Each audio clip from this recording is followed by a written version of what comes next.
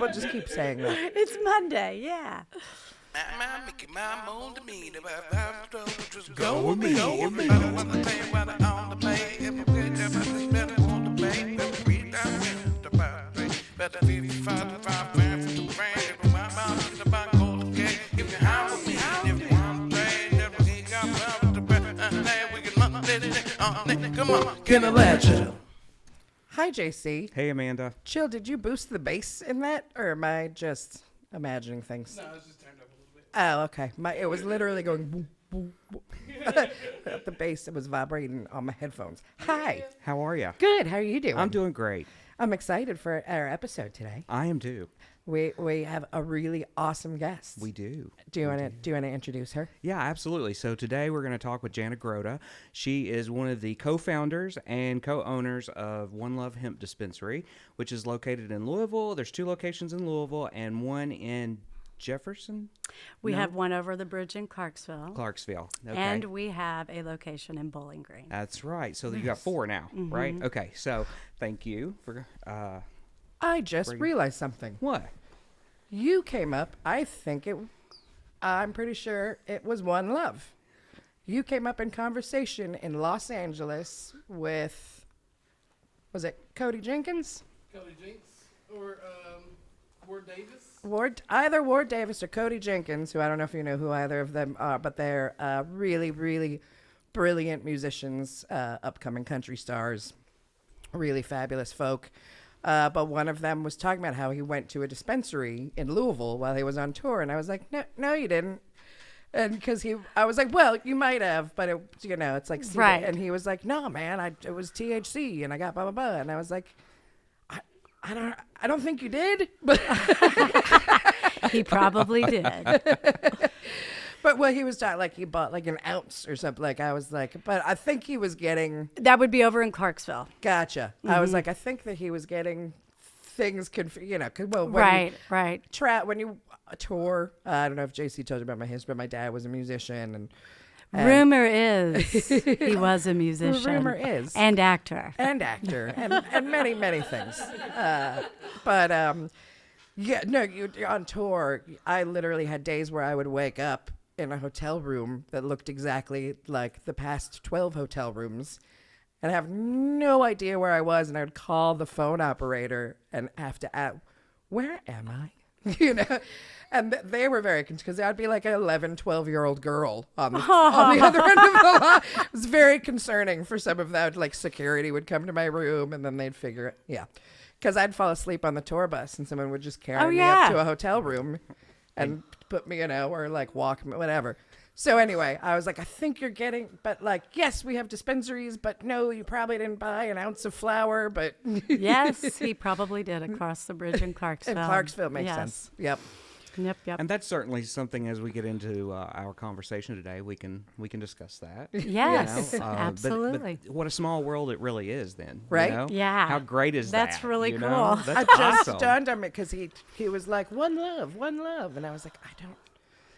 We do haven't end up been with there. a lot of musicians, especially at our Highlands location, because we're close to a lot of the venues there. And I've actually had musicians come in. My uncle's a musician in Texas. He's toured in other states, but mostly in the Austin area. And I've had musicians come in and they end up knowing each other. And it's like really cool, but a lot of them stop by. That's what he said. It was like after sound check, I took a walk and walked. Yeah. That's, So I think he went to the Louisville location, but probably got confused about which location he bought. You know what I mean? Yes. You know how that goes. We'll own it, though. Yes. Yes, he came to One Love. Yes. Well, one of the reasons that I wanted to have Jana on was, obviously you all were one of the first to really go and move forward with having, quote unquote, bringing a dispensary of cannabis products in through the hemp products and those sort of things. And at one time we had some of our products in your store, and then for you to also be able to share your story and how you got there. But I also know that you've spent some time studying things like terpenes, and I would like to have a little discussion about that today, because I think that's really important for listeners who are still kind of like not really understanding this plant, or still have questions, or they're concerned about, is this plant such a bad thing to use, but to maybe understand the components of this plant a little bit better, so that they can understand that there are other plants that they're using every day that also have some of these components to them, and if you can use those herbs, then you should,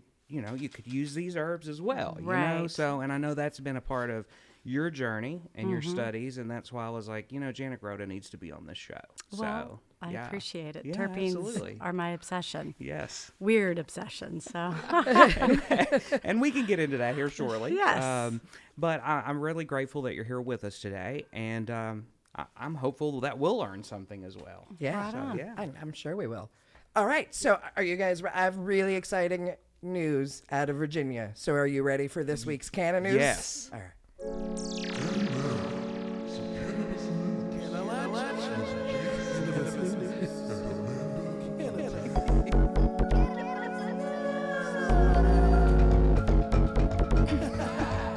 Is that how I'm supposed to dance to this?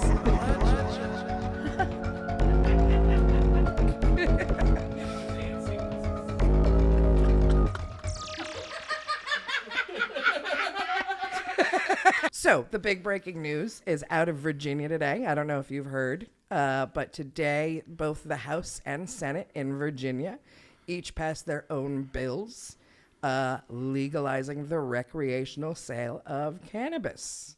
Ooh, so congratulations to our Appalachian brothers and sisters Right. across the border. That's right. I had started to kind of read a little bit about that this afternoon, and I know that there's a little bit of conflicting information with the two bills, and they're trying to come to some grounds on it. But I know that I think it was Senator Rouse said that it wasn't necessarily a bill to legalize it. It was just one to set regulation and taxation to something that already is. Yeah. Because it's, So 3 years ago in 2021, they actually decriminalized marijuana. But then it took them 3 years to come to the conclusion that, hey, the black market has totally exploded, but we're not making any money off of that. right. I mean, that's really what it comes down to, is them realizing all of the revenue that the state could be making off of the off of taxation of sales, they weren't making. So now they're going to get that. But guess what? Virginia also gets now dispensaries and places to go where, I love a dispensary because I love to be able to go in and be guided through Absolutely. here's a bunch of different strains, and that's strains and here they're these are the percentages, and these are sometimes, especially in California, more so than any other state, any of the other dispensaries in other states, but California will be like, this strain is best for these ailments, and blah blah blah, and they really we call it first time patient. Yes. Yes. And so, yeah. So, Well, it's also gives patients and consumers the ability to get a safe product, because when Yeah. you're buying from the black market, especially these days with all the fentanyl and weird stuff that people are lacing things with, that's a real concern. it is a concern. So that gives them access to safe product. yeah, I mean, the fentanyl thing obviously is a concern, but for me, more obvious is I don't know what pesticides Oh, absolutely. you've been using, and because Or mold. Mold is mold, when ugh. you're talking about flower, especially, mold is a big issue in the cannabis industry. Yeah. So. And California is, I don't vape anymore. I don't, but I did vape for a while, and California really were the first ones to get on what was actually inside your vape cartridges. Right. And the dispensaries actually started. It wasn't like state regulators came in and went, you guys are using bad oils for this that's causing problems. The actual dispensaries themselves were like, hey guys, this product is not good for our lungs. Let's change things up. And so now it's mostly live resin that you can get in those vape cartridges and stuff Right. like that. But yeah, that's the black market, because there's huge in the black market here in Kentucky and other places, the edibles, all the Yes. gummies and things and candies that you can get, and the vapes. And you have no idea No clue. Well, what's in those. And I think with what you and Nancy were able to create with One Love is a safe space for people to come. And while we're currently still in the Commonwealth here, transitioning into a lot of different things and trying to pan out what needs to be panned out here, you've given people a safe space to come in and learn about the products or ask the questions and know that they're getting a safe product. Absolutely. That's been our intention from the beginning. Well, and I mean, to me, that's extremely important. I mean, it's, like you say, when we start to talk about the black market, there's going to be a black market for things always. But if you are someone who is trying to remedy an ailment or those sort of things, I mean, it's best to do those things. And I think this is a really good, and we've talked about this on other episodes, a really good time for us to also take a look at other industries. It's like all of the cannabis, we've all been treated like under this extreme scope, in which most of us agree with that, but how we've been treated while the rest of the industries like alcohol, tobacco, and let's say our food, absolutely. I mean, it's almost like you have to question, you have to begin to go, okay, well, if that's the case with cannabis, then what's going on with my corn? What's going on? I mean, with everything else. What's going on with my fruit? What fruit roll-ups? Right. But even my eggs, Exactly. Oh yeah. meat, anything, because although I watched a documentary yesterday that made me go to chill and go, okay, you ready to be vegan now? And for me, it wasn't even about like processing. It was really go watch it. I'm not going to because I could dive into it for an hour and a half. Right. But it's You Are What You Eat, the twin experiment. Oh yes, fascinating. Super. Saw it. Beautiful. Yeah, where they put multiple sets of twins. One is on a healthy omnivorous diet. The other is on a healthy vegan diet. And the scientists that were running the experiment didn't even expect some of the results that they found. And It's a cool documentary. yeah, it's very, very cool. So First of its kind to be able to run a study like that. I think it's really interesting. And although the documentary itself only follows 4 sets of twins, in total the study was actually 21 sets, Right. so 42 individuals altogether, and so fascinating. It is cool. Yeah. So where was I going with that? Oh yeah, just like when you watch things like that and you're learning about like certain that even chicken farmers are like, I don't want to do this anymore. Right. So I have a question for you. Since you've been open, have you experienced a lot of first-time cannabis users or people who have been curious, or let's say, I hear a lot of stories in places that I've been in communities where we set up with our products where someone says to me, I've got arthritis and my grandchild told me I should try this. So, I'm just interested in learning like some of the people that's walked through your doors, and it's not about age, but I mean, we have multiple generations now talking about cannabis. Oh yeah. I would say when I look at the demographic of our customers, it's all over the place. And I do have a lot of people coming in saying, well, my grandkids had this, and so here I am. And arthritis, back. Most people come in for pain management and or anxiety, which usually go hand in hand. You're in pain, you're usually very anxious. Or you're just anxious because it's 2024 and we've all been through it. Right. Right. But a lot of first-time users, and that's always an honor to introduce somebody. And I'm a very gentle, somebody comes in and they have not consumed at all, I like to start very low, slow. I don't. You hear about all these bad experiences, especially from edibles. Bad and very funny experiences. I don't like people to have a bad experience because some people, if they have one bad experience, then they have this mindset of the plant as bad. So always low and slow. Most people only need about 1 or 2 milligrams the first time they're ingesting, and I always tell them try 1 milligram, 2 milligrams, depending upon what size gummy and cutting it or whatnot. That way you know what that feels like, and then you're an adult and you can gauge from there where you think you should be. But just if you're going to increase, do it slowly until you're happy with where you are. Well, and everyone has such a everything from our genetics to our metabolism, those sort of things affect that.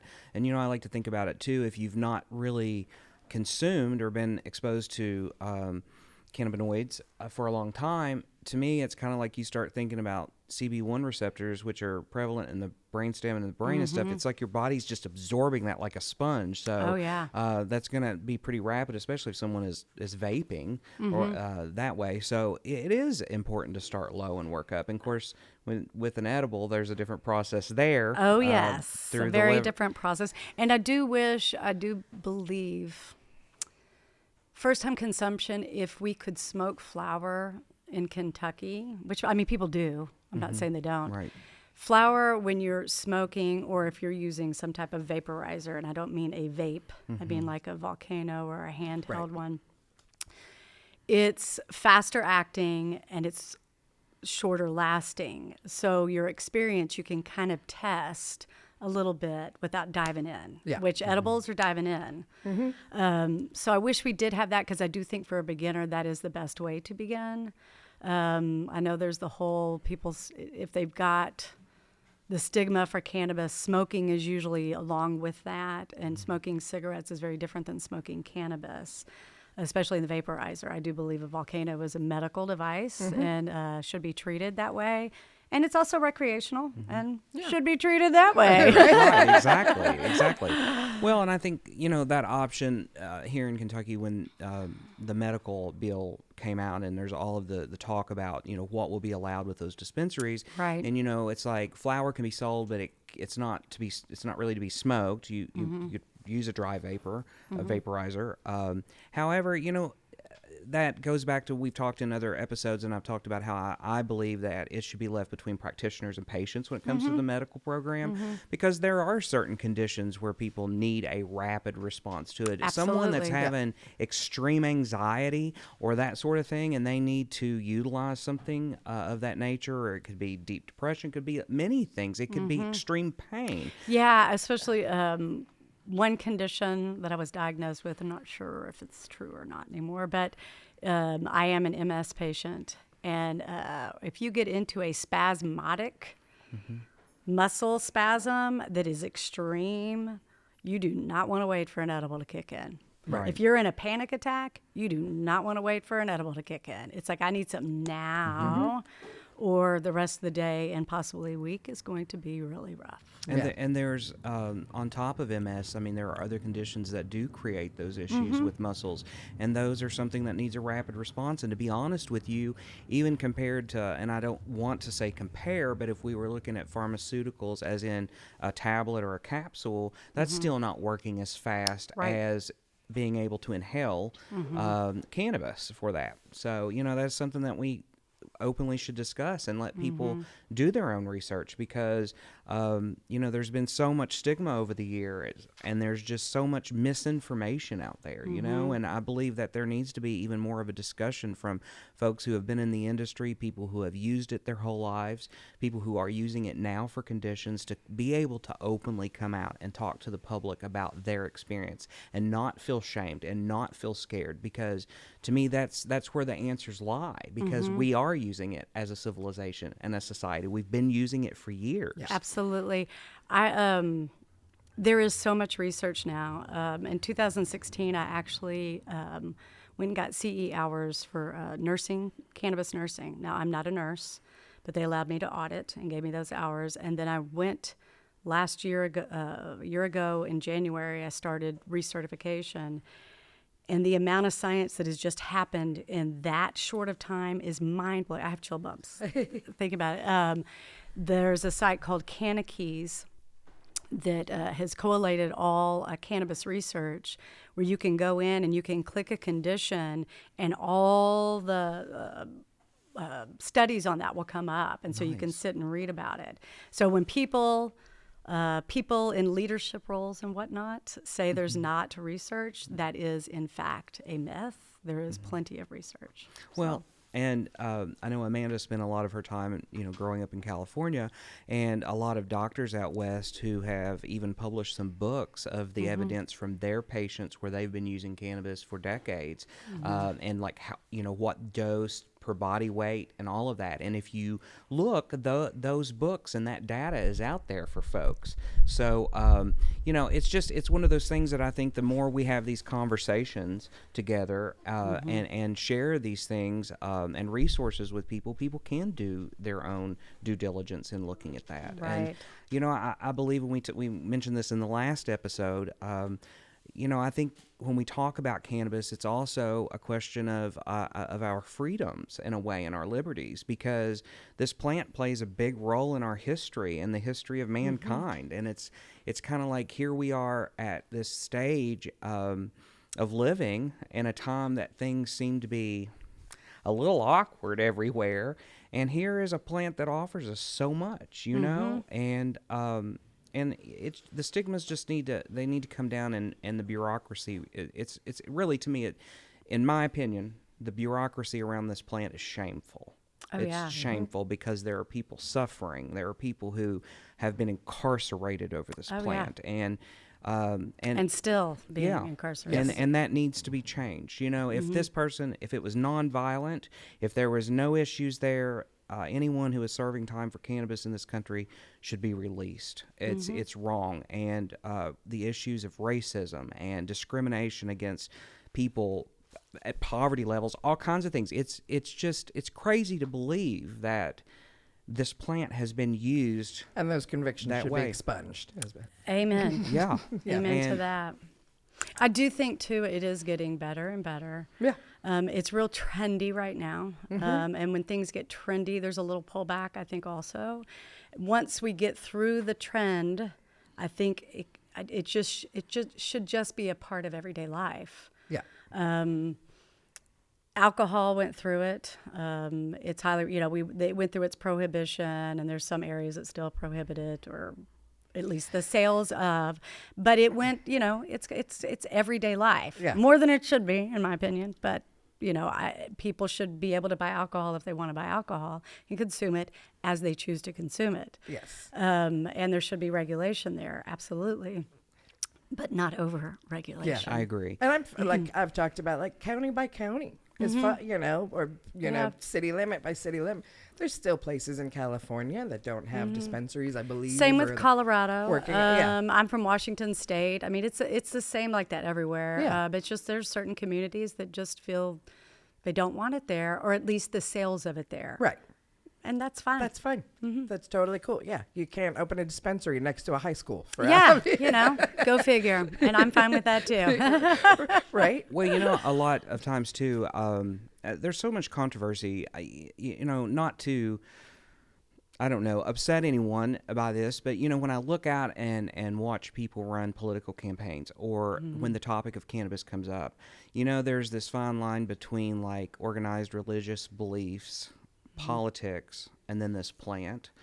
And what's weird to me about that is when I put those three things together and look at it, is you'll have a lot of conservative, I don't know how to really put that, religious conservative, organized religion say, no, we're not for this. We can't vote for this. We're not, it doesn't represent us.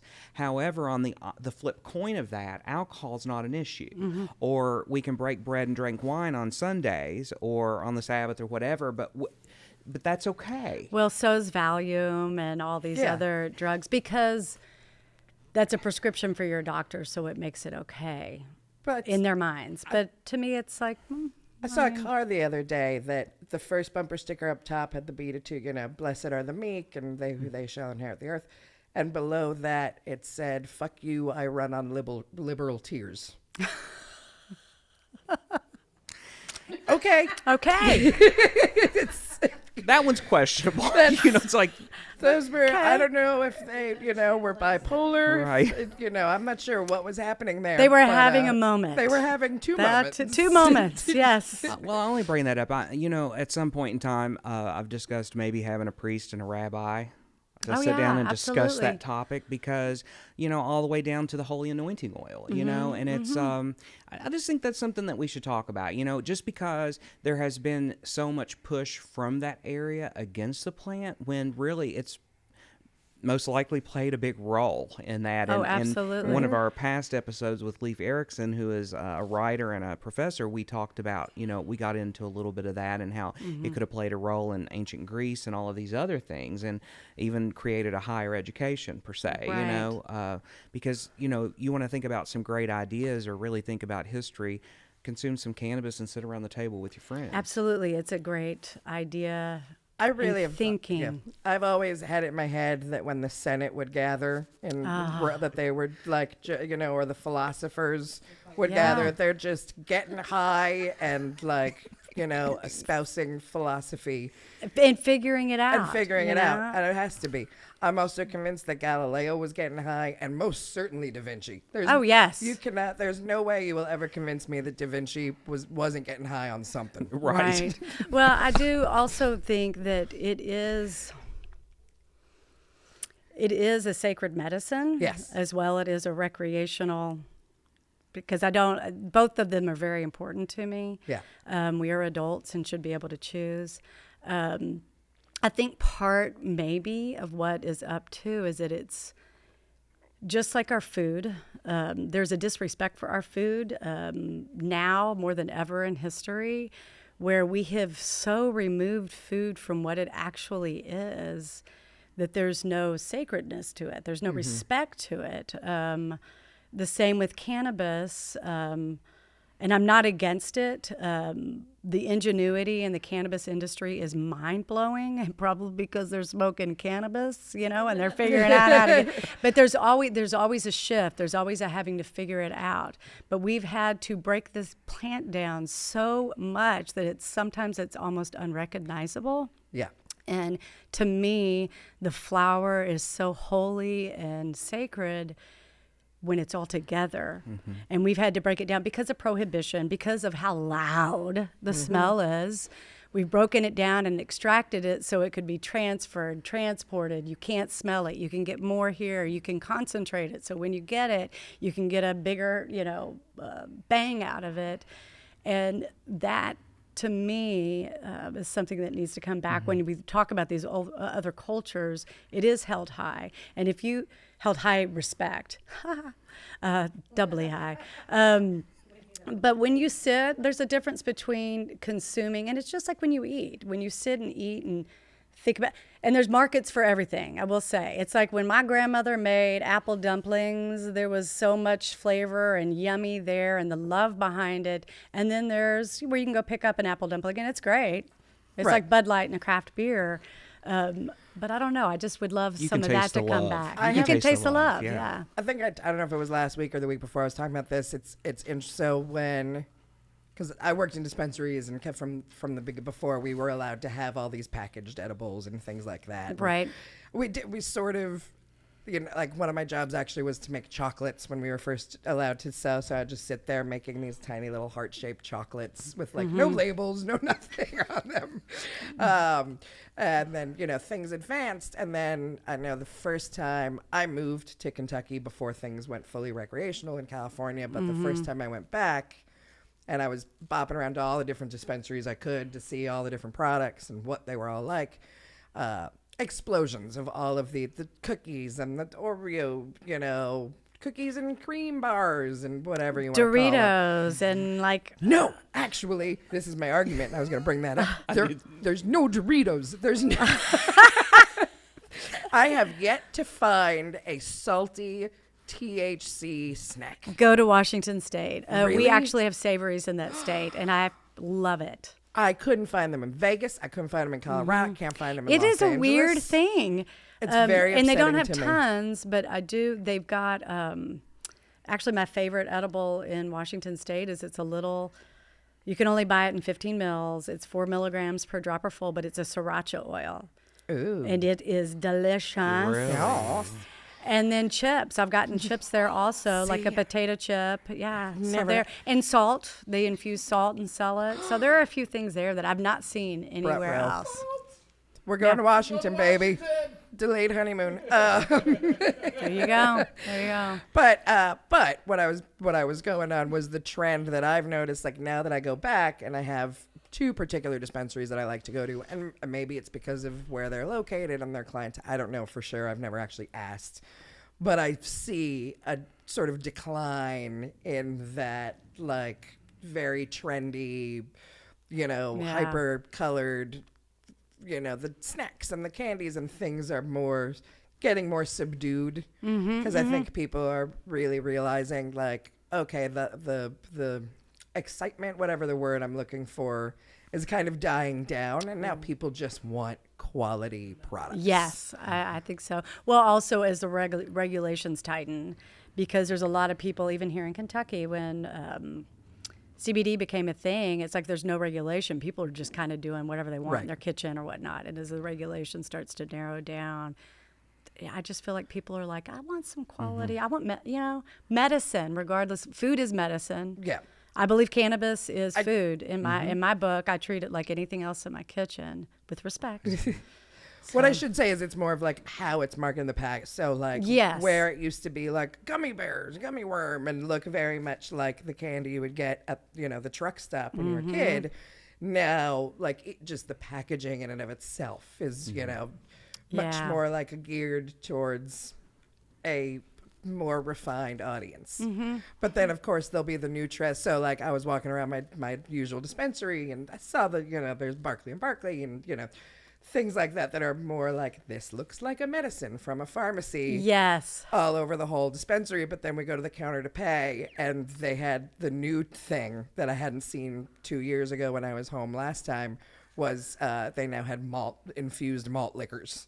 So they had like St. Ides and Four Loko. I don't remember what the brands were, but like, yeah, they have PBR, but... Yeah. Oh, yeah. But more of those, like, I don't think it was actual Boone's Farm, but those, like, those flavors that at least I was drinking when I was in high school. Tickled pink. Yeah. So it's like, it's fun. So I've watched the gummies go from, gummy worms to, like, try this peach and cranberry organically, Oh, yes. To, lychee. There's lychee gummies now. Yeah. And they're good. I'm not gonna lie, I'm a big fan of Wilds. Are my favorite brand when I go out of state, and I'll buy, because they have different ones they have a night one and a this one and a that one. They I'll do. buy, Their like, 6 of pear. them. Their pear one is my favorite. So good. Yeah. And we carry actually their CBD version in our dispensary because they did come out with a CBD branch. And when I would go out, anytime I'm looking for something in the dispensary, I look west because that's just kind of how the trends flow. Yeah. And I found those wild gummies, and specifically for our autistic community, because they react to colors and all kinds of things. Oh, okay. And Wild was just like nice and clean, and it's I love their packaging. It's clean. I like the classy way that but more importantly, for me, the flavor. It's really good. Well, and I think what's also important about that is when you start to look at a lot of the companies, there are a handful that are really looking at the components and the terpenes of other plants or fruits or whatever that might be, to combine to create that product to give you a better experience. And obviously that's something that we'll also get into in this conversation with some of the products that you have there at One Love and the topics that you have a lot of experience in. But I think about how being able to maybe extend your experience or to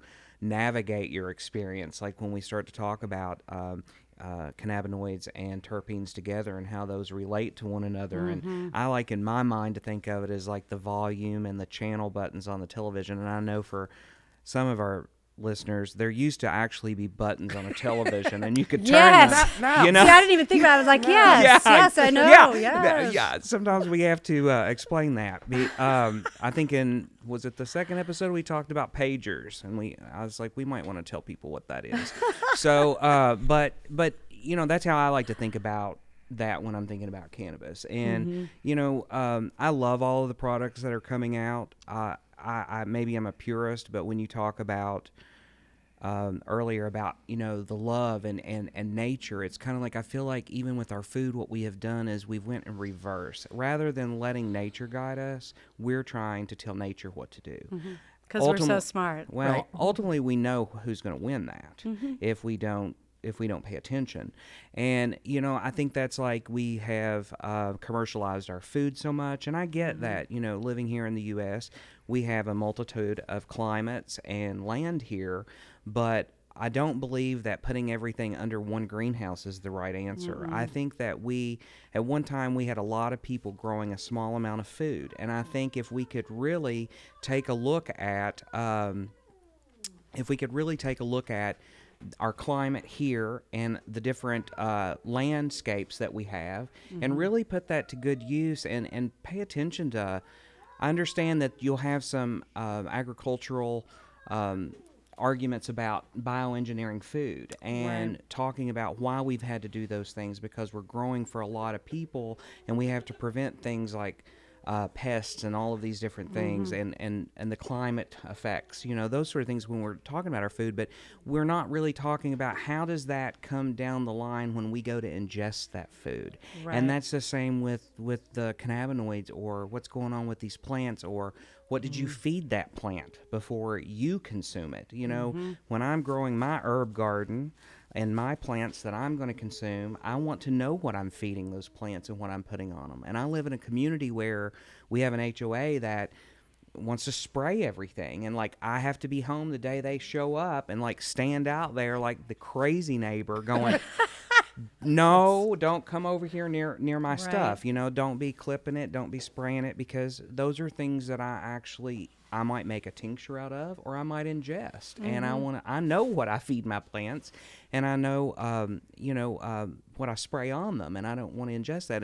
And I think you make a really good statement when you're talking about how is the flower being grown and how is it being treated, and we should be questioning every bit of our food, everything we consume. Oh, absolutely.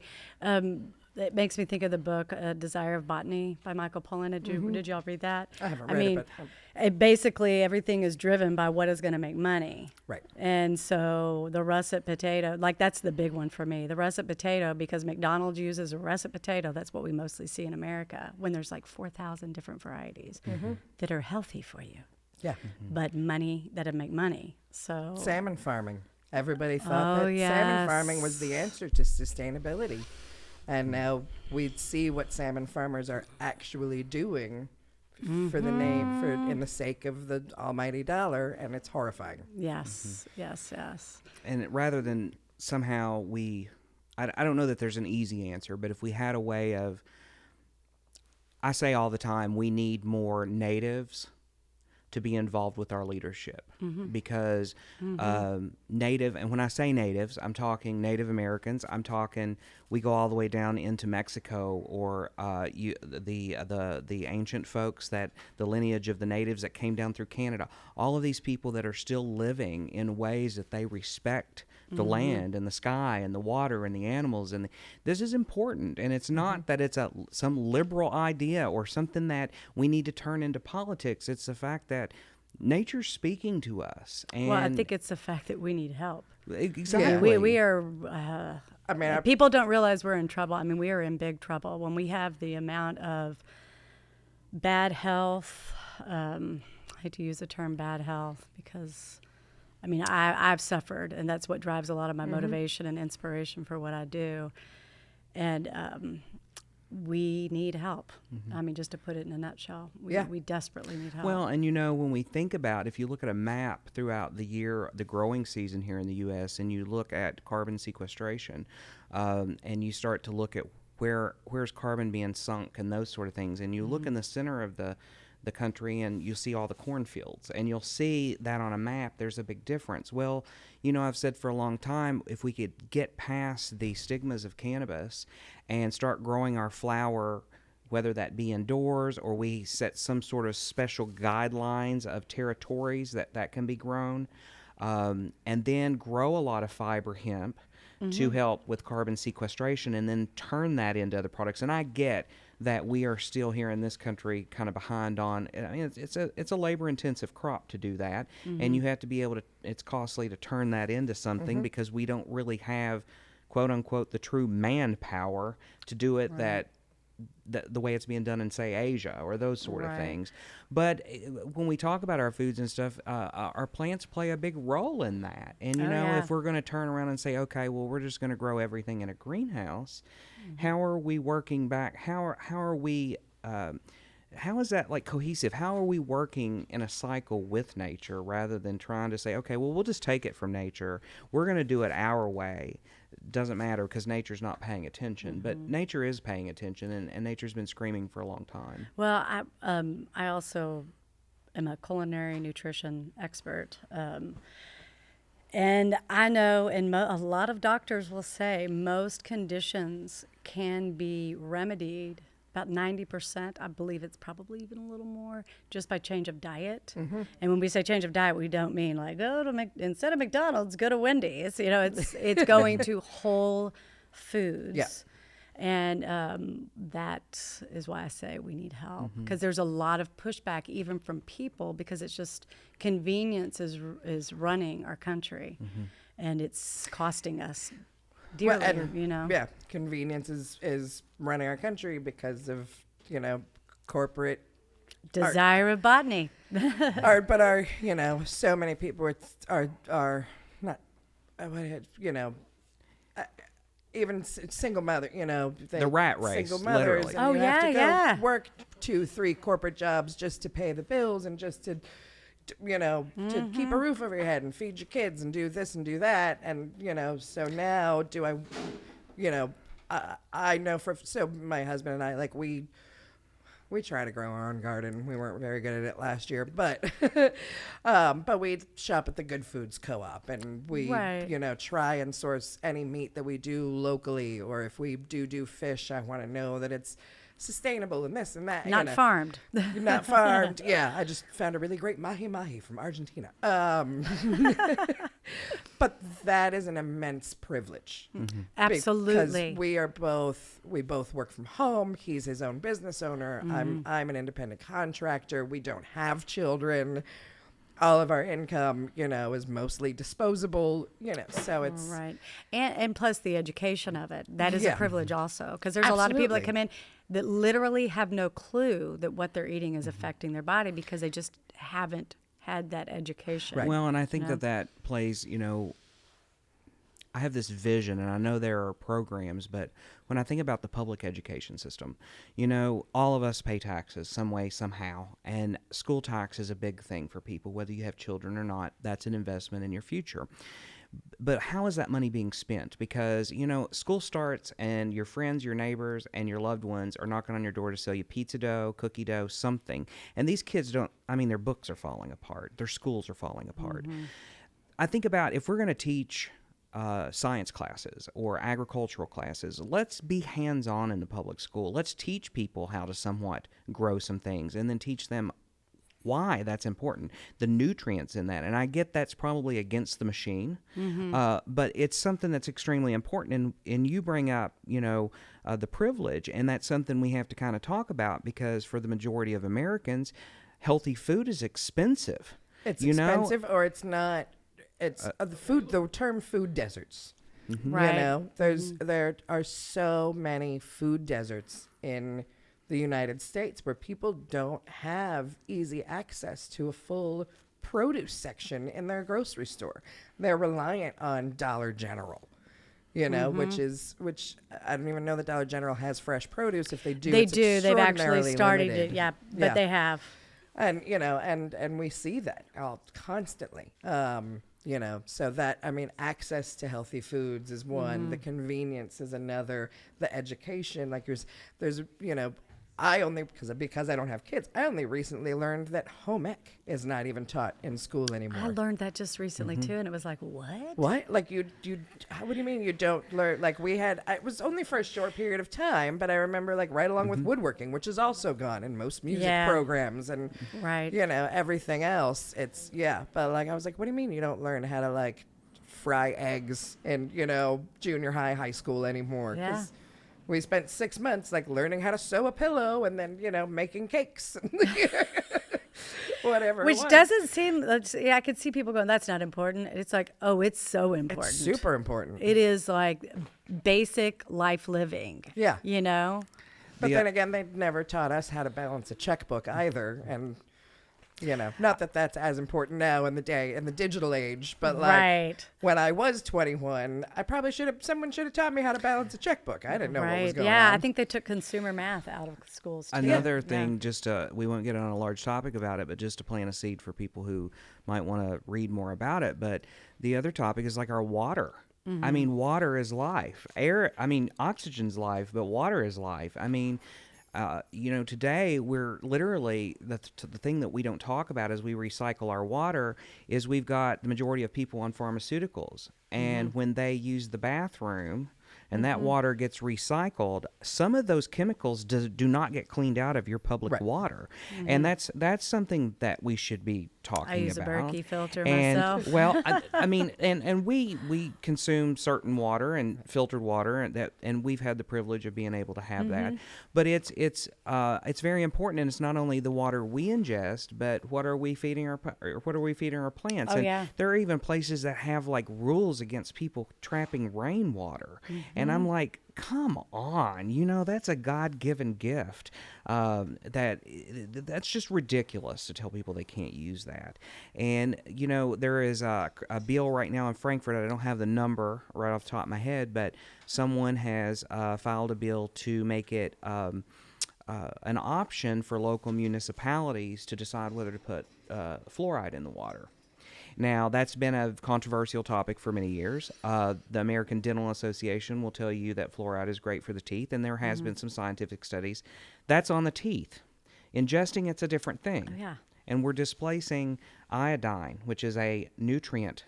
It's something we need. It's in the seawater. We absolutely should have need it. Yes. And when we're talking about bromine or we're talking about fluoride and these different things, that can displace iodine in the body. And it's absolutely necessary for hormones, for all kinds of things in the body.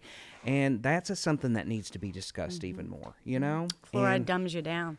And so... studies show. Tommy Sparkle Water. What was it called? Do you remember that episode of Parks and Rec? Anyway, there was two sides. They were like Leslie Knope was trying to put fluoride in the water, and Aziz Ansari's character was trying to like help her. It's Tommy Sparkle Water. And then on the other end, the sugar factory was just trying to put straight sugar in the municipality's water and call it like yummy water or like something. Yeah, it was hilarious. Well, and I know Great that episode. I know that's a topic All of too. them that are good episodes. Yeah, the whole thing. It's a fantastic show. That some people will say, that maybe that's a conspiracy discussion or a conspiracy belief, but it's something that should be we should Thought consider about, that. at least thought about. Just because it's good for your teeth doesn't mean that you should be ingesting it. So, Really? So, well, so I don't know. I know that we usually have kind of a list of questions that we like to ask our guests, and I don't know, do we want to kind of head on to that? So the first question we always ask is, what was your first cannabis experience? My first cannabis experience was, I was either 12, I think it was 12 or 13, and I went to the beach. It was actually a really great experience. Good story. Now that I'm thinking about it. I will say I've probably always been a very tightly wound person, even as a child. And so went to the beach with a friend of mine and her brother, I believe. I don't even remember really. I just know she was there. Right.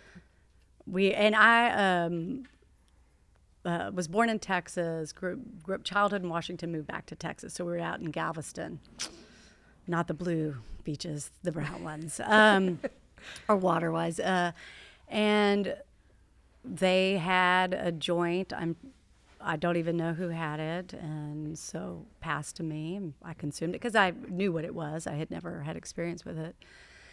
And consumed it. I don't know if I was curious to consume it. I can't say that I really was like, it was a thought, but it was like, oh, well, I'm here, whatever, Went for it. And I just remember the next couple of hours were very pleasant and very non-anxiety. Right.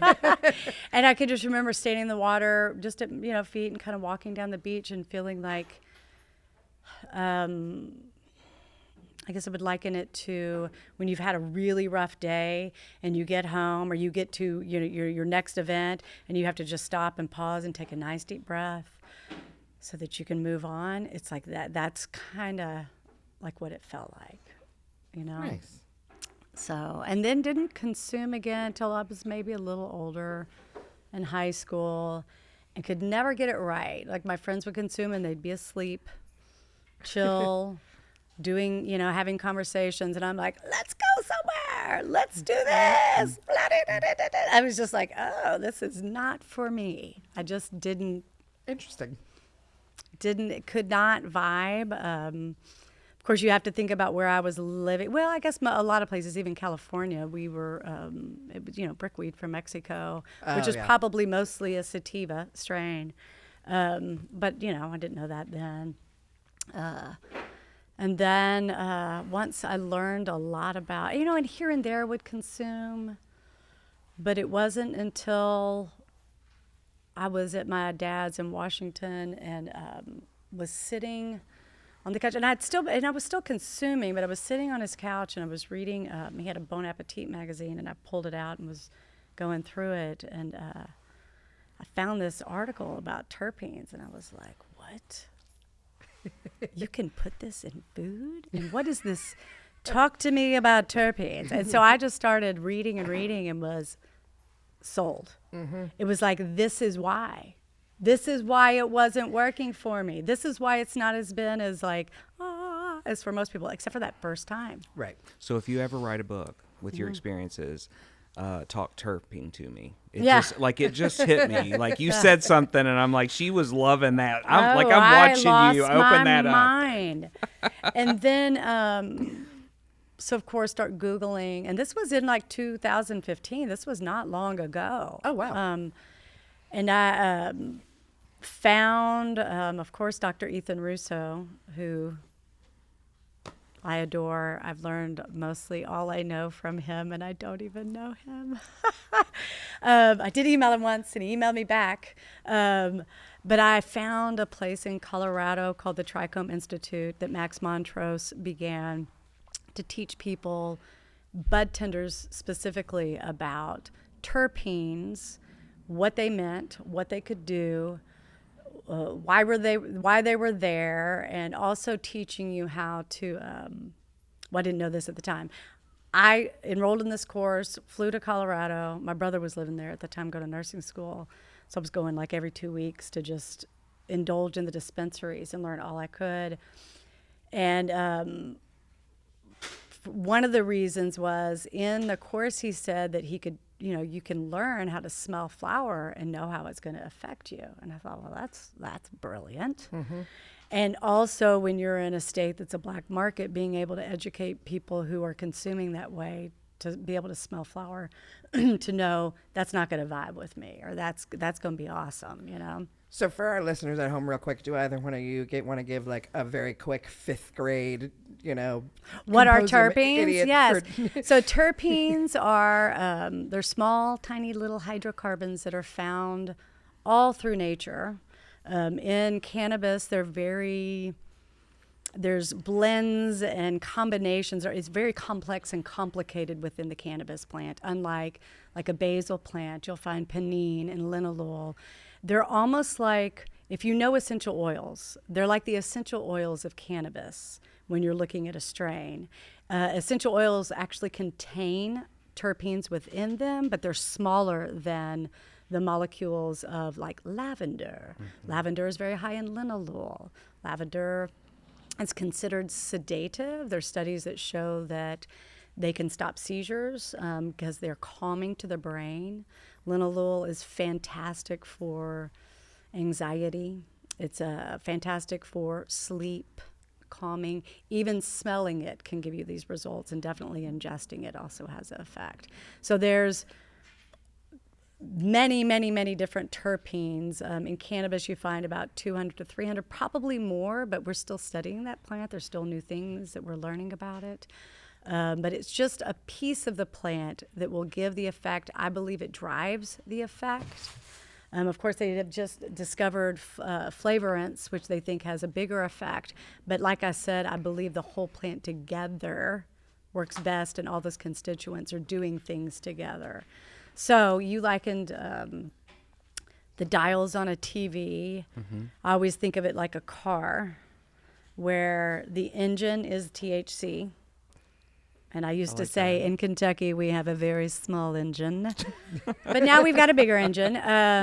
But you don't need a big engine sometimes to get where you need to go, right?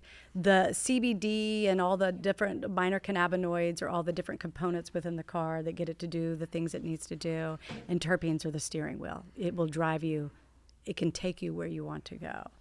So I like that. Nice.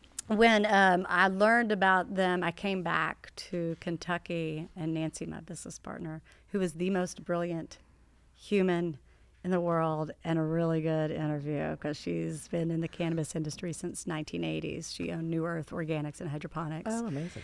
So We'll have to get her on the show. she's very knowledgeable and just smart as a whip. So I came back and was like, we've got to get terpenes. Like I have learned, and this will change the world here I of agree with cannabis. So we connected with True Terpenes, who at the time had started there in Washington State, and Dr. Ethan Russo was doing a lot of work with them. And Dr. Russo was a neurologist who believes intensely in plant medicine. He's actually gone down into Central America and done studying amongst natives and things. He wrote the article The Taming of THC, and defined all the different components, cannabinoids, and then has done a lot of terpene research. And I have sat and listened to that man more. Like if I went into a room and he was there, but like it was packed, and I would be like, there's Ethan Russo, because I just have sat and listened to all of his medical conferences and everything. He's just brilliant.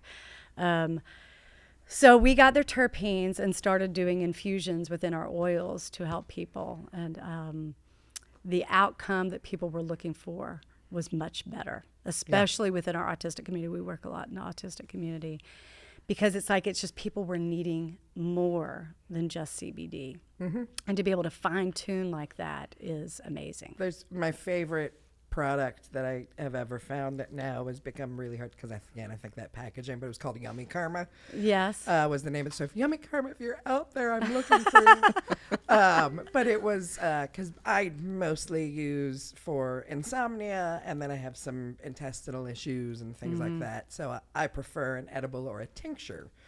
That's a little, takes a little longer to kick in, but then it lasts me through the night. Yes. Which is lovely.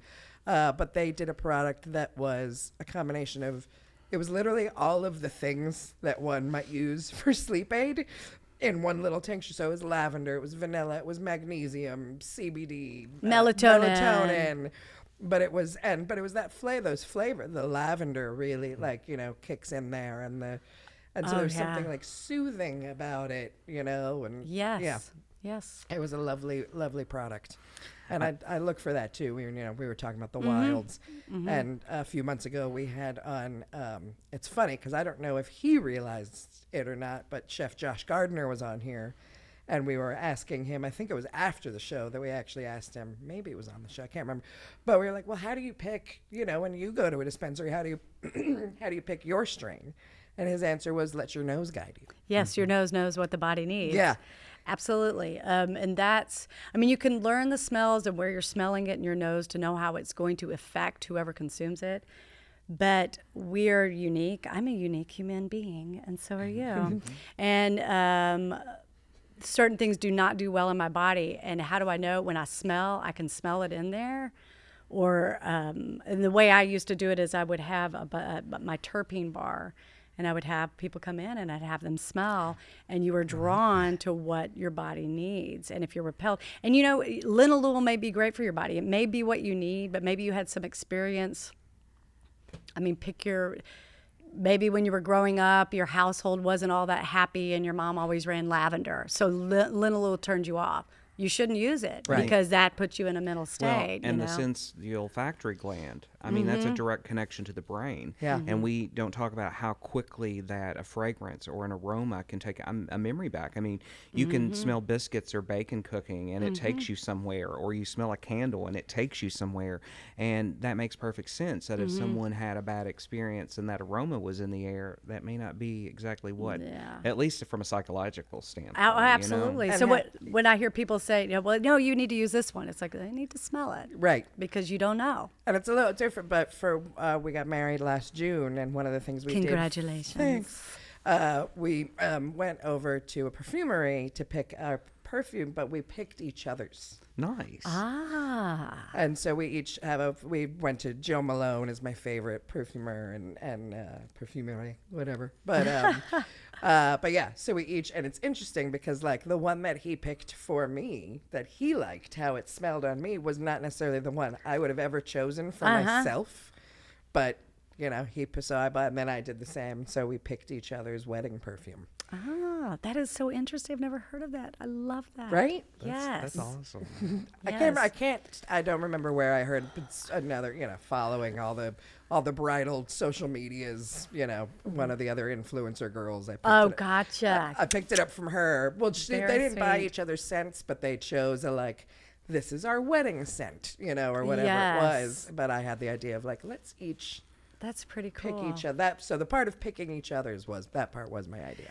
I know very over the cool. past year or so, we have been to a couple places or retailers, a few of them, that have carried products of ours, and I actually took some small bottles of terpenes, and I would dip a Q-tip, just a little bit on each one, and I would pass it around and let people tell me what they smell. And they would come up with things like lavender or orange or pine or whatever that may be, pepper. And then once we did them all, they came back to me and I rubber band them all together. And then I send that one big rubber band around and I let everyone smell that. And then it's kind of like there's this moment of oh. And then I'd have That's some, a cannabis and story. some people would be like, it kind of smells like weed. It kinda That's smells-" very And I'm cool. like, well, does that click in your... Because there's this moment of hands-on learning that goes, oh, I've had an aha moment. And listen, I love when I have aha moments. Me too. You When you're know? just like, I like sharing them and I like experiencing them. And there were like some eyebrows that went up and some eyes, and they're like, I didn't know that, or that I can understand that now, and that's why for me it makes me spin when we're with the bureaucracy of cannabis, because I play in the dirt. I like to grow. I like my herbs. I like my rosemary. I like my basil, all that. And I just think, this is plant. It's a food. Yeah. It really is, and it just needs to be respected. So, but Absolutely. I wanted to bring that up because you're talking I about like the that. aromas. That's a good way to do that. I don't know, cannabis, you smell cannabis before you see it. So to me, the smell is just so important. When you have a cannabis product and it doesn't smell like cannabis, it's like, Right. It's kind of weird. I don't think this is going to work. It's going to work because, full spectrum, a little THC. I mean, it's great stuff. But I love the smell. I love the See, I do smell too. of cannabis. I do too, and I love, I'm like you. I love to cook with it. Nah, I've hosted dinner parties, just small ones. Me and 6 friends. But one thing I didn't do, and what I want to experiment with my next one when I do it, is matching those terpenes with the dish. So Yes. Yeah, I mean, absolutely. that can get expensive because now you're talking Yeah. about now I've got to make this oil for this dish and this butter for this dish. Right. Instead of just I'm gonna buy an ounce and make Yeah. make That's what one I butter. thought when I read that in Bon Appetit and I came back to it. I really thought that I was going to, because culinary has always been a thing for me, especially culinary nutrition, which is different from doing culinary. Yeah. And I thought, my dad's a winemaker, and I thought, I'm going to pair cannabis with wine, because to me, cannabis is like wine. The Yeah. smells there, that get sitting and smelling it and just go, oh, it's like this, it's like that. And it's just fun to do. And that's what the Trichome Institute does, is you get certified as an interpener, which is like a sommelier of cannabis, right? So I thought that's what I thought I was going to do, because I thought, how fun would that be? Yeah. And then putting it in food. And I do pair with foods a lot, because I do think that's fun to do. And it's also adds nutrition to it. Yeah. Just a little, and all you need is a tiny amount of terpene. It's And really I think cool. with the wine, I like where you're going with that. And folks that drink IPAs, or when you're thinking about hops. Oh, yeah. I mean, the different hops, you're getting these different terpenes in there, you know. And it's kind of like when you're taking, I guess it's still a bouquet when it's a beer. Yeah. When it's a beer. So, but you can get pine, you can get citrus, yeah. you can get some of the diesel from beer, you know. And I don't know that it just.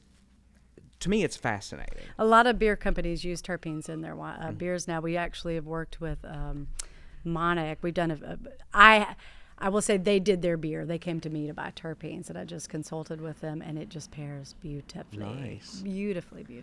So I love when you were going through like, and this is pepper, and this is. It reminded me of like I can't drink. I'm actually allergic to red wine, so I'll drink a glass of white every now and again, but I'm not in on it. But it reminded me of like the sommeliers, or when you go, and everyone's like, I smell cherry bark and tangerines, Chocolate. and Tobacco and And I'm coffee. sitting there going, figs. have I no- smell Yeah, I figs. love it. I have no Current. idea what's happening. But hashtag new movie idea, Sideways, but for cannabis. All right. There you go. There you go. Put It it would in the work. notebook. Call, I've got a place in my Call phone the to put usual little ideas suspects. like that. So do you have? I know you kind of do you prefer for yourself edible or smoke? Do you not have it? Do you just go back and forth? Yes. I love it. Yes, all the things. Nice. So I think that when you can consume them once in a while, but when you start using them all kind of together, it kind of amplifies, and you can use less of each, I think. You know what I mean? yeah. So, and then there's some days where it's like, my back really hurts, I'm going to put that topical on. Or, if it's nausea, for me, smoking works better than anything. And I do deal with a lot of that with some of the issues I have. So do you have a favorite recipe though? Like outside, like do you cook at home with it? Yes, in different ways. I was thinking about this yesterday. It's been a bit since I have, because I've been so immersed in work. Right. And I had about a year and a half. It's really been 2 years of a medical crisis, we'll call it. So I just haven't really done much in the kitchen.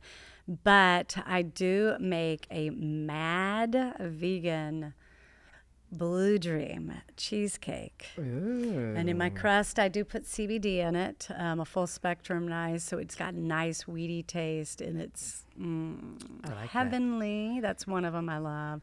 But I'm like you. I like savories. I'm not a real sweet person, so I do like savories. So I'm gonna give you a little, and you can go home and try it in your own accord. Chimichurri. Oh yeah, I've done that. I've done That's chimichurri. my favorite. With some limonene is really good too, by the way. I bet so. I did a shrimp and grits, but with the chimichurri instead of the usual like sort of red sauce gravy. That you, Yes. and it was, yeah. But if you've got a recipe, send it to me, because I'll make your recipe. I would love it. I love chimichurri. Yeah. It makes me happy. So your That sounds experience great. of reading the bone up is sort of similar to mine, but very different. So when I was a teenager, my mom figured out I was smoking pot or whatever, and she goes, "Oh, I've got something to show you." And she comes down. It was the Magical Marrakesh Cooking Book Yes. from It was her original copy. It was just like this paper copy that she bought at the wood store in Woodstock. Mm-hmm. And while she was like trying to crack the pages where the butter had like dripped while she was cooking, the pages were crystallized together. I love your mother. Yes. That's And beautiful. this was my favorite recipe. That is beautiful. Do you have that cookbook? She still has it. It's in a box, and we're negotiating how to get it from, because she currently lives in Topanga, California. Gotcha. So trying to figure out how to, because I want all of her cookbooks, Oh, not just the yeah. Magical Marrakesh one, but yeah. Yeah. So I want that one though. That's awesome. sure. That's an heirloom. It's so great. But yeah, her favorite recipe was or what is maybe the cookbook is called something. her favorite recipe was called the magical cookies of Marrakesh. That was what it, or the, I can't, now I'm all over the place. I know it's blue. I love it. It's a blue book. I'm like, I want to see this. But my favorite part of the cookie recipe was just a sugar cookie. But the cookie has a warning label in the recipe that says, please only cut this into quarters and nibble 1/4 very slowly. Nice. And that was the 60s. I was going to So say, I'm that's like, I can't believe they had that there. That's pretty awesome. right. It's a very funny because it's like someone totally self-printed it. I maybe I can look it up and find, but it looks like, Seems like I've seen pictures of it. maybe, yeah, but it looks like something one of her friends in Woodstock like had printed up and made up and then sold at the local market, and yeah. Yeah, And that's now really awesome. it's great. It's fantastic. So yeah, I hope to get to see that one day. right. Yeah. I've got a. Yeah. Y'all should bring it on here and do like close-ups of it. I know. Right? Share it. Share it with But the yeah, world. I love to cook with it. That's my favorite. That's awesome. Mm-hmm. Yeah. Well, I know that you've shared a little bit about like MS and those sort of things. A lot of times we ask if you're comfortable with it, maybe sharing your journey with cannabis as to why you use it, or if there's anyone else in your life that also has a different condition that they use it for outside of recreational use. And I don't know if that's a story that you want to share with us. Yeah, or- I don't mind at all. Okay. I used to be real quiet about it, but now I'm like, I don't know. I'm too exhausted. I'll talk about whatever. Stop my mouth. I feel that. No, I will speak mostly to the past 2 years because I think it kind of compounds from like, it was about 2005 that I was diagnosed with MS because I was having a lot of problems. And I'd had 2 other episodes, one when I was 13 and one when I was, I think, a freshman in college, that they didn't really diagnose me, but they were like, well, it's probably MS, but we don't want to label you. And so about 2005, I was diagnosed with MS only because the doctor said, we've done a spinal tap and we've done MRI, and if it was one or the other, really wouldn't say it's that, but together, let's say it is, so we can get you on some sort of treatment. And because I was suffering from a lot of pain and all kinds of stuff. So, cut 2.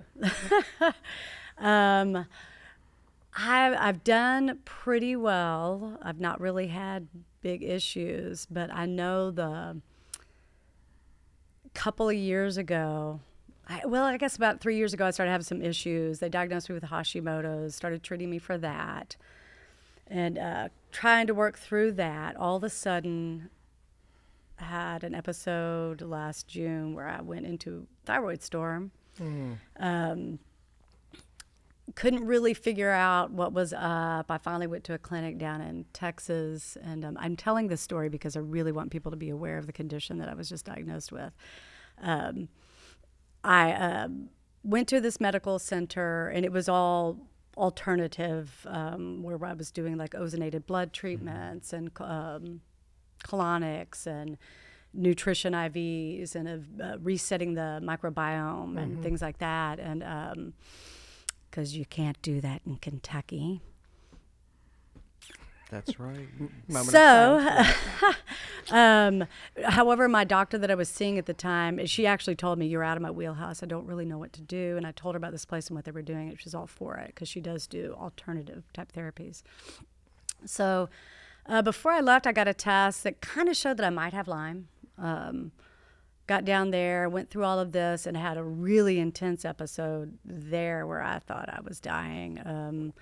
Being in such a hyper metabolic state because of they labeled me with Graves' disease. I was testing positive for that. I got really skinny, down to 94 pounds, and I began muscle wasting, and I was eating all day long. That's all I cared about, just whatever, just put it in my head. And slowly recovered, met a doctor there who kind of walked me through the next year. And was actually doing really well. I have a very clean diet, working, but this is a stressful industry. I know stress had a lot to do with this. And began having a few episodes just recently. And did find out I have Lyme. I've actually been treated for Lyme, doing some treatments called SOT therapy, which is super oligonucleotide therapy. And if you have Lyme disease and you don't know about that, you should look into it. They use it for cancer and all different viruses. It's fascinating the way they do it. And I started having some episodes that didn't make sense to me. And all of a sudden, it clicked in my head. And I've seen 10 doctors in the past 2 years. And I went down to the Any Lab Now testing lab and asked them to test me for a syndrome called alpha-gal. And when I got there, she's like, it's $360. And I was like, well, you know, I've spent so much money. What's another $360? Woo! And by golly, I had it. And I'd been having anaphylactic reactions and didn't understand what anaphylaxis was, because I thought it was just, oh, you can't breathe. But it's actually when two or more systems of your body are involved in a shocked state. So I'd been like doing this for at least a couple of years. I know I test positive for like 5 different Lyme strains, and I really wish that if you're test positive for Lyme, they should test you for alpha-gal, because in my head I've just thought, oh, it's the Lyme. Because with alpha-gal, you can't have any mammalian, especially red meat. And talking about our food and pharmaceuticals, it is found everywhere. So the moment I found out, called the immunologist. They got me the next day, gave me EpiPens, and I now have a little app that I scan every little item that I read. This is literally 2.5 weeks ago I found this out. There's a girl Pulled it out of my diet, feel a lot better. Yeah. It'll be interesting if she's listening to this episode, but someone that I consider a friend from back home, just recently, I think in the past month or so, was actually finally diagnosed with alpha-gal. So Yeah. I've been following her journey on social media of the meals she's cooking herself and those sort of things, and it's really something she's had to completely overhaul. I mean, she was pretty conscious of what she was eating, but she's had to really become really conscious of and mindful of everything that's going into her body. You'd be shocked. I've also found out, I was like vegan. I stopped eating meat when I was 18 or 19 because I didn't feel good when I ate it. Right. And I know a lot of people in my life thought I was just like, she's always the one doing the thing that nobody else does. And I am.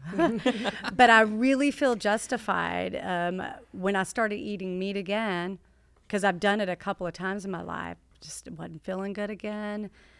And then recently upped my protein because I was trying to get back, because it's taken me a year to gain my weight back and start doing some, because I never want to be in that state again. It was horrifying. What it does to you mentally when you're literally starving physically is like, I was crazy. I thought people were trying to kill me. I mean, it was, I don't wish that on anybody. I have a totally different view on what that looks like for people. But I started upping my protein and doing like 60 grams of like beef isolated protein every morning. I mean, I was just a wreck. And so once I found out, you start looking at, I don't know how sensitive I am at this point. You have to go off of all mammalian products, and then you can kind of, but you know, like dairy, it's actually in red seaweed. So carrageenan, which you find in everything, has alpha-gal in it. The Zyrtec I was taking had mammalian product. The aspirin I was taking, the thyroid med they had me on had alpha-gal in it. So it's in most prescription drugs as like magnesium stearate, lactase monohydrate. I mean, there's all these different words. It's so weird that it's in our pharmaceuticals and it's everywhere. Even the vegan products that I had been eating, because vegan certification is very loose. They're allowed so much. But once I found out, that night I went home and I was like, well, I've got this vegan pizza. Don't really feel like cooking. Ate it. Had an anaphylactic reaction. I was like, what? Started looking. So vegans should be really upset about this. Yeah. And it's like, it just says so much about our food and our medicines that we're putting. Like, why are we putting all these mammalian products in everything? It's really weird.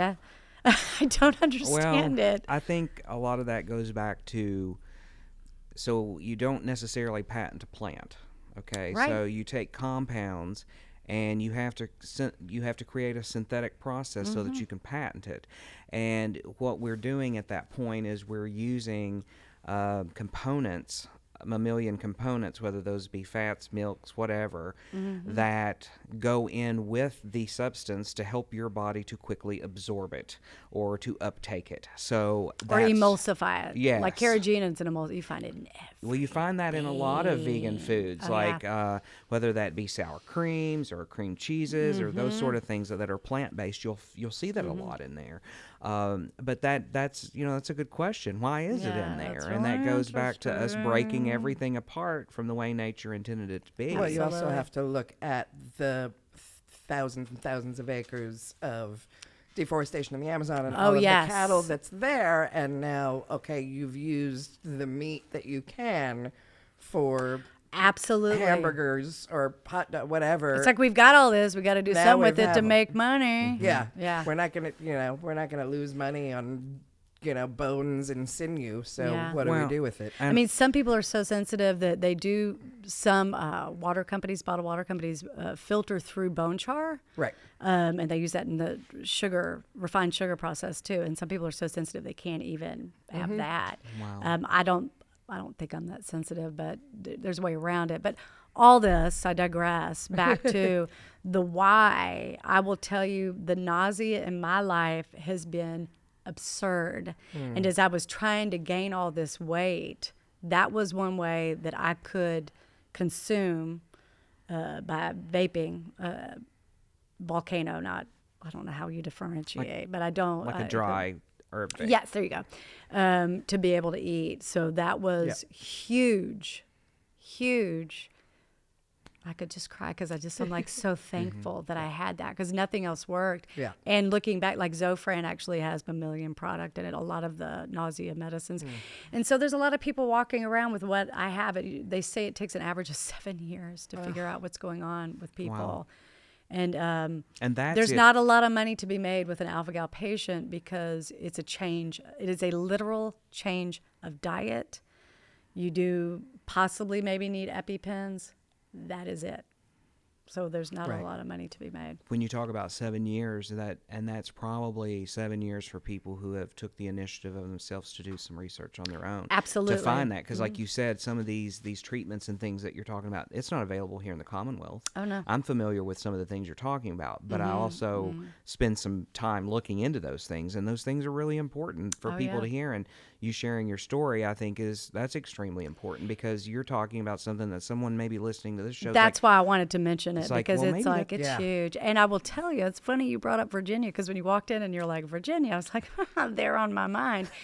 It is ground zero for alpha gal. It is almost when you look at the map of who has alpha gal, Virginia is completely red. So does this go back, and correct me if I'm wrong, because so there's, does this go back to ticks? Mm-hmm. That's Yep. what I thought. It's the Lone Star tick. Okay. So it goes back to ticks. University of Virginia, I think, is that where Scott Cummins is? There's an alpha gal kind of guru guy, but it's very interesting, Virginia, and it's my son's girlfriend has it, his best friend has it, Nancy, my business partner, her husband and son just tested positive, and my son and my daughter-in-law who has gastroparesis and has been suffering. She's had a feeding tube in for over a year. Nobody has tried to figure out why her gut isn't working right, and she just got her results back yesterday. The supplementation they have her on has alpha-gal in it. And she told me like a couple of weeks ago, before I found out what I had going on with me, like, I'm not tolerating this anymore. I don't know what's up. And I think that goes back to nature. Our bodies know. Yeah. And, that's a whole nother episode for us that we could get into. But, when I think about what you're saying, like, she's been given the runaround. I know people here in Kentucky who have Lyme disease, and Yeah. they spent years, thousands of dollars, and had to leave the Commonwealth to even get a Because diagnosis. Lyme doesn't exist Like, in Kentucky. There is enough people the suffering. ticks do not cross the border. They do not Right. go into Kentucky. No. But it's something that there's enough people that are dealing with these issues, and it's like people are. It's just like here's a pill. We're gonna, we're not gonna talk about that. That doesn't exist. Like just canceling out someone who is suffering. And I think the more that we have these discussions with each other and people share their stories, we can maybe get to the bottom of some of this. Oh yeah. Oh yeah. So, but that was a big help. So that's why. And of course, I'm still dealing with nausea. And, like I said, I'm a tightly wound person. So I think my gut is my weak spot. So I don't appear to be. I'm also have a master's degree in acting. So I can always act like I'm calm. Where'd you go to school? American Conservatory Theater in San Francisco. Oh, yeah. I'm familiar with that. I got accepted there. Gosh, I went to Cal Arts for a whole semester before I left and joined a theater company in LA. Hell yes. Awesome. That's so wild. We probably know some of the same people. Oh, I bet. A lot of the teachers where I went down to LA after I left, and we're nice. doing a lot of theater down there. So that's very cool. That's quite possible. Yes. I feel like my producer gave me a hand signal of time. We are now at 4 hours and 55 Right. minutes. We're at 1:25, so can we ask our last 3 questions? Do we have time for that? Well, and if we, Sorry, I don't know what Horton's trying to say. I wanted to ask her about her. Right, no, we were going to get into that as well, but do we have time for 3 questions and her talking about her product, or 2 questions and product? The camera. Will the camera heat out? I'm good on Okay. Sorry. I love it. All of this will be edited out. This is the beauty of not Yes, I know. We're not I'm live. like, I love a good editor. Yeah, and this is Chill does all of our music, does all the camera work, the lighting, Sweet. and he edits for us.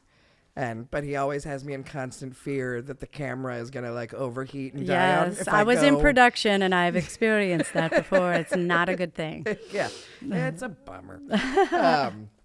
So yay! So we have more. So we ask, and I think we know the answer to this about cannabis. Whether do you believe it should be legal medically, recreationally, and this is kind of 3 questions in one, and having federal reform with it, like whatever that may be. And I think we know the answer to that. Yeah. So let's go to a different question. Okay. So yes. So 'Cause yes. I believe I'm an adult and should be able to choose what I want to do. I'm more of an anarchist, Right. But some people can't self-govern, and I understand that. But yeah, that's what I have to say about that. So what is You need to sit closer to your little soundboard. who or what is like your greatest inspiration?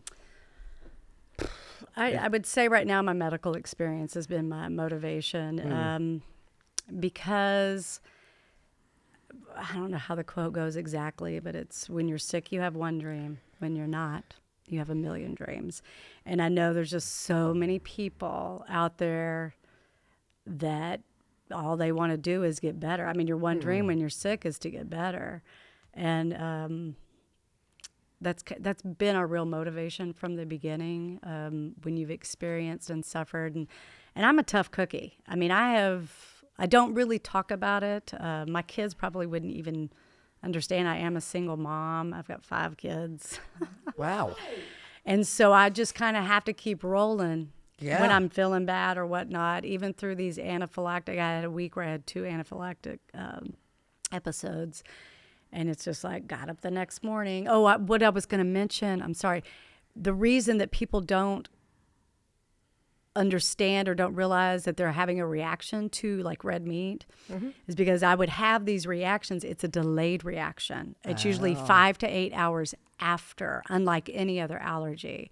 So, I'd have my little 3 a.m. episode and then have to get up and do my thing. So I don't know. I think there's a lot of people out there that if they found, and cannabis isn't the cure-all, but boy, it sure can get you to a place where you can figure it all out. Yeah. If something is relieving symptom, it doesn't have to be a cure to be a medical device. And I mean, we didn't even discuss the endocannabinoid system, but creating a balance in the body is what the endocannabinoid system is there for. And so if they're feeding their system, it's something that every human needs. Mammals need it too. If you've got a backbone, you need it. But you cannot get well if you're out of balance like that. That's correct. And talk about education. If they would put, this is one thing I also just am like passionate about. I really wish they taught about the endocannabinoid system along with the digestive system and the respiratory system, because that would change the stigma in a heartbeat. Once somebody learns about that, it's like, what? I was going to say that's one thing we have never discussed on the show, actually, now that you bring it up, Yeah. is the fact that all humans do have an endocannabinoid system in our bodies. And, Yes. Naturally. I've kind of wondered over the decades that we have known about the endocannabinoid system if the reason it's not been screamed out for people to hear until you have all of us, I guess, pot-smoking hippies or whatever you want to call us these days, to say, hey, you have this thing in your body is we have we haven't, but there are companies who've created synthetic cannabinoids that then therefore can be used like pharmaceuticals. And if you don't know about the system, then Yeah. it's easier to sell you a different product. Right. You know, so I mean, that was discovered in the early 90s, because in 1963, Meshulam discovered the THC molecule. And it was the early 90s, the endocannabinoid system was discovered by Meshulam Yeah. and his team and Ethan Russo. And that long, but just think about it. In the early 90s, we're talking 30 years. yeah, I think And it's still not in books. That, to me, like, I can't believe people don't hear about it and get mad. Yeah. You Right. know, it's And- like this is being kept from us. And meanwhile, we have this constant propaganda and fallacies, Super Bowl ads about, how the evils of THC and, Yep. during the Grammys, there were and now one of the things that in the article I was reading about Virginia passing this bill, this letter that was signed by like the Virginia sheriff's, committee, whatever, all the organizations of all the cops, all the different kinds of cops all got together and signed a letter that had all these statistics about, 20% of all cannabis users become severely addicted to the point of impairment in their whole life. And I'm like, where are you even getting these? Right. Where are these statistics coming from? Like, are you literally just making shit up and then putting it in a letter? Out of the air. Right? Well, Like, it's scare cite- tactics. Cite your source or go fuck yourself. Sorry. Well, and they've got, and I've spoke with some law enforcement in our areas, and they have bigger fish to fry. They're not concerned at the end of the day. That's a push from somewhere else. And the quote you were just saying reminded me of something that my grandmother would say to me growing up, and she would tell me to pay attention to my health, because she was like, if you lose your health, Justin, you lose everything. It's true. And I think that's something that we don't also talk about in Right. today's world of the rat race, is that, the stressors and all of those things, and just what type of almost imprisonment that becomes for people, Oh, because absolutely. they become a slave to their health at that point. And I think that's been big in this industry too. This industry has just been rolling, and there's a lot of people that started in it that aren't in it anymore. It's that's one thing I'm working on this year is simplicity and balance. It's something I preach to all my customers, and I have been so immersed in work since, 2015, and it's really taken a toll on my health and relationships too. Because it's like pounding and hustling, and we as a country really applaud that. But that has been driven from corporate America in a way, and it is a masculine thing, I believe. And I feel like we all know better. We all know better that if you're trying to work 24/7 and be the top and do this and do that, you're going to topple at some Well, and point. that's one of the things that in this industry that I've noticed over the past few years is, good work ethic is great. We have really been almost swimming upstream. Yeah. And one of the things for me, as I said earlier in this journey, was if we compete against each other, there's healthy competition. But if we get to the point where we're running each other down, we're going to destroy an industry before it ever gets created. Yeah. And that's why, when Amanda and I started talking about doing this podcast, it's not only just about the education, but I want other people to tell their stories as to why they got into this industry and how it's affected their lives or what called them to it, because this has not been an easy journey. It has been very No. difficult, and Yeah. whether that be financially, whether that be psychologically, you talk about All of the above. relationships. I mean, there's friendships that I miss getting together more often, and I've let the company Yeah. take me away. At home, my own personal relationship, this industry has took a lot, and I would even say my relationship with myself, and that's where I say my health is. I'm doing great. I'm doing really great, but I think it's because a lot of this mindset and some plant medicine that has helped me along the way, just kind of figure and fine tune. well, what I have know? noticed is during those hard times, I have noticed outside as a whole in our community of business and folks that are in the industry as well, you're going to have competition there. I think all of us have this same mindset as to how important this plant is in all of its components, in all of its ways, the whole family of it. And I think that we can all sit at the same table and agree to that. And it's Oh, not yeah. partisan at that point. It's not, it's that, hey, we're all screaming together here. We may be, we may have different thoughts about it, but we're singing like a choir and we just want to be heard. Absolutely. So, That's beautiful. Yeah. I like that. On that note, on beauty, Yes. our final question before we want to get into your products and knowing Oh, more yeah, about what okay. you, because I keep looking down at the table and there's goodies on the table and I'm Yes. excited to learn about them. But before we do that, so on that beautiful note, what is the best piece of advice you've ever been given? I would say from my grandfather, who was one of the most amazing humans I've ever met. He was a war hero, just kind of that era where you just. But when I was a kid, I think it was in high school, and it was after I'd left from my dealing with MS episode when I was young, and we're in the car, and I'm laying down because I'd had a spinal tap.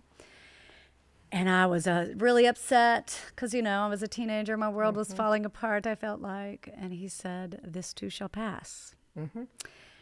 And I've thought about that quote. That is like one of my favorite quotes because "this too shall pass" stands for everything. Yeah. So even enjoy, this too shall pass. So enjoy it. When it's bad, this too shall pass. So you're going to get through it. It applies to everything.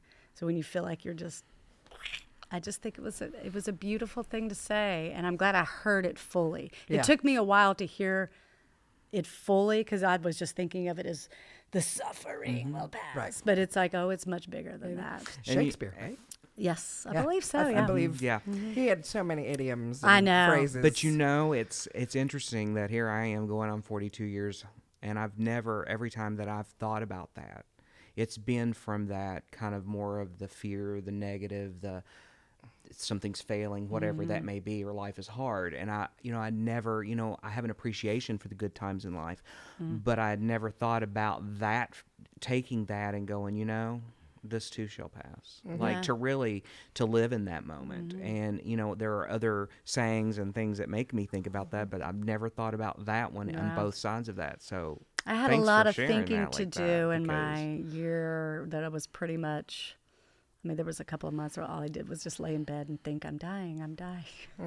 So it made me think a lot about, like, just embracing all freaking moments because life is like this. Right. And the bad, when you look back on it, it's just as important as the good. Even Yeah. when you're it's hard sometimes when you're going through it, man.